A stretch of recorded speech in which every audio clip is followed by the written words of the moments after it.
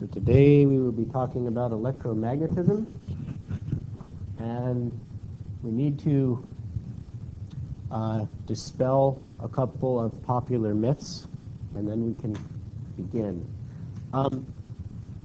So we're here with our live class audience. Say hi to the online people. Hello. Hello. Okay, so there are actual students in the classroom. And can you guys see if I turn the lights on? Yeah. Okay. I'm going to fall asleep if we keep them off. Now, what are the fundamental forces that govern the entire universe? Nicholas? Gravity. Right. Very good. We got gravity.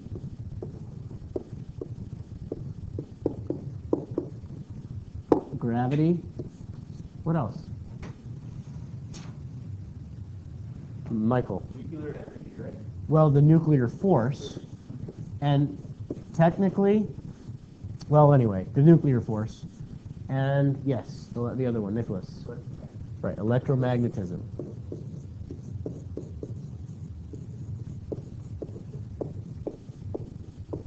Now, what do I mean when I say that these are fundamental forces? What are we talking about? Nicholas. They're the forces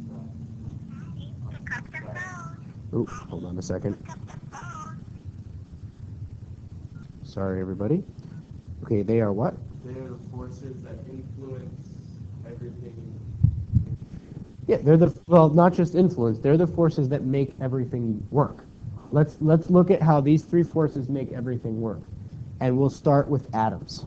Okay. So again, the main principle of science that I keep harping on is that everything's made of atoms. This idea is the key idea for all science. If you know that everything's made of atoms, you can figure a lot of stuff out. Everything flows from atomic theory. So looking at atoms, we know that the atoms are made of positive particles called what? Protons. And these aren't. And neutral particles called what? Neutrons. And then what are the other negatively charged particles that form a cloud? Right, electrons. Okay, good. Now,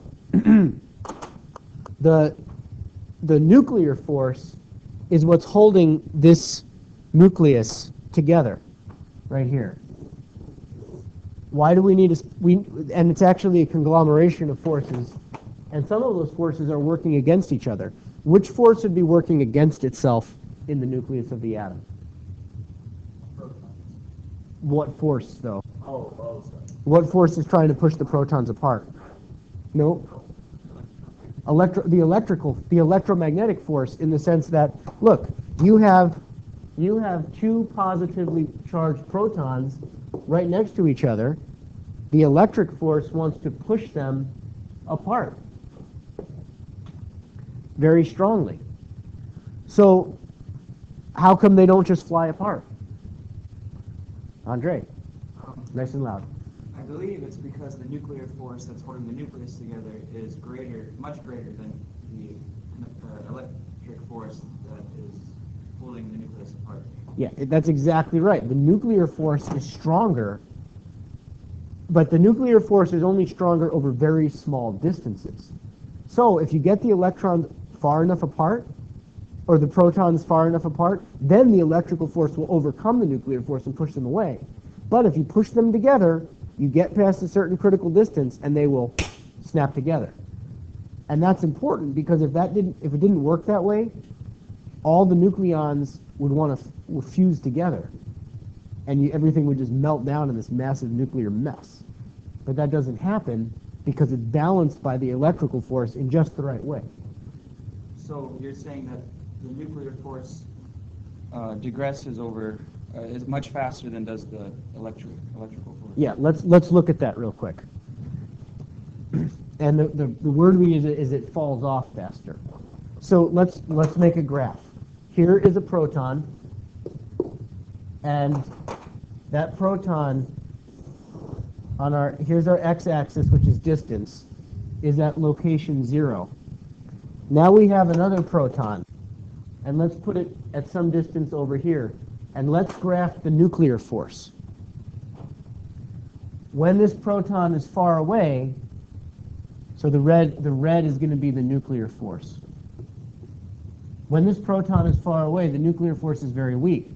If the proton were right here, say, next to this other one, then the nuclear force would be very strong. So we can make this graph, something like this, and that falls off to 0 very quickly. Now let's graph the electric force. So remember, the nuclear force is attractive. It's attracting the two protons. The electrical force, now I'm calling it electrical. Really, it's electromagnetic, but right now we're just talking about the electrical component, not the magnetic component. And we'll have to talk about how this all works a little bit later. Now I'm going to graph the electrical force. Over here, the electrical force is smaller than the nuclear, is bigger than the nuclear force. That repulsive force is stronger than the attractive force. But as they get closer together, look what happens. Sure, the electrical repulsive force gets stronger, but it does so much more slowly, and it never gets as high as the nuclear force. So look, what do you think happens at this point right here? What happens if you get them closer than that point? Closer than that point? Yeah, They want to attract. exactly. So the electrical force is still acting to push them apart, but the nuclear force overcomes the electrical force, and so they attract. The electrical force is an inverse square law. The nuclear force is an inverse cube law. That's why that happens. Well, that's the description of what happens. It's not why it happens. So anyway, yes, Nicholas. Maybe Nice and loud. maybe this isn't even possible, but when the nuclear and the electrical force right at the point where they cross, when they're exactly the same, what happens? Well, it doesn't just stay there because of quantum instabilities. It's going to fall to one side or the other. Oh. It's like trying to balance a pen on its point. Oh. Not going to work.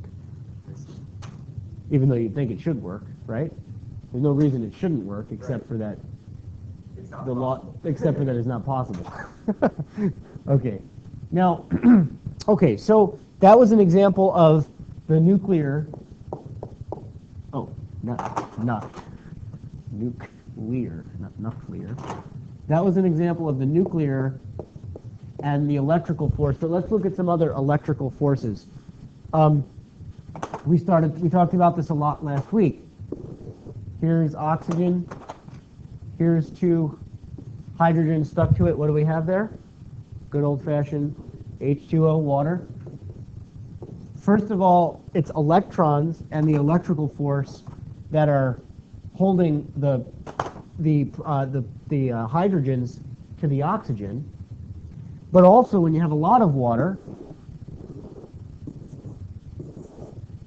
it's the electrical force that's supporting the hydrogen bonds that give the water all of its thermal and surface tension and all of its properties.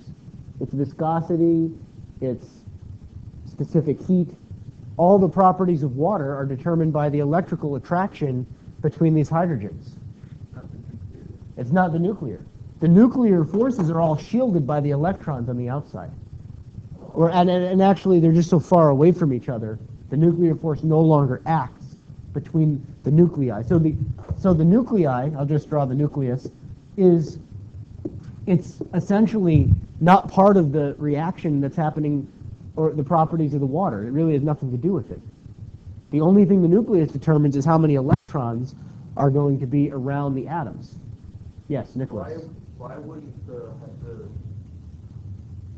H2O, why wouldn't they want to push away from each other? Why do they What? want to attract?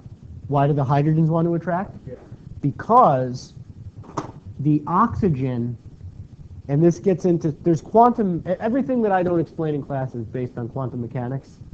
Because of quantum mechanics, we say the oxygen is more electronegative than the hydrogen.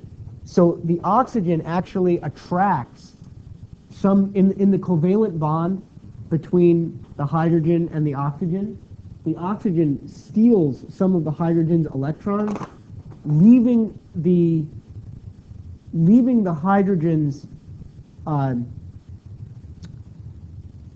wait a minute. Do I have that backwards? What do I have?